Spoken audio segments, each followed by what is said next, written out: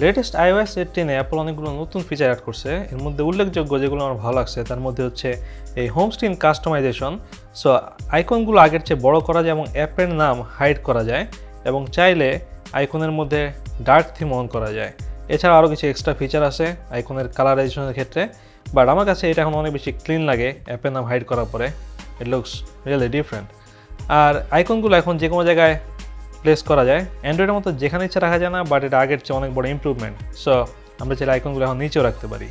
এরপর control centre আগের চেয়ে অনেক কাস্টমাইজেবল। এটাতে অনেকগুলো পেজ আছে, মিউজিকের জন্য আলাদা পেজ আছে, তারপর কানেক্টিভিটির জন্য আলাদা পেজ আছে এবং চাইলে পেজ আরও বাড়ানো যায় এবং অলরেডি যে কটা পেজ আছে বা যে কটা অপশন আছে চাইলে এগুলো এডিট করা যায়, সাইজ কিছুটা বাড়ানো কমানো যায় এবং আরও এক্সট্রা অ্যাড করা যায়।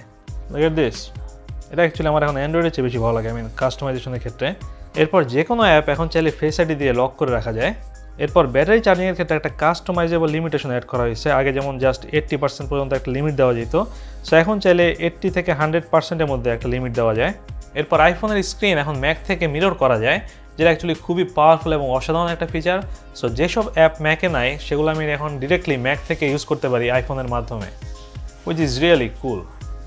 যেমন এই প্রথমবার আমি ম্যাক থেকে গুগল হোম অ্যাপ ইউজ করতে পারতেছি, যার মাধ্যমে বাসার স্মার্ট যন্ত্রপাতি আমি সব কন্ট্রোল করতে পারতেছি এবং আমার ব্যাংকিং অ্যাপ, বিকাশ, পাঠাও সবই এখন ম্যাক থেকে ইউজ করা যাচ্ছে।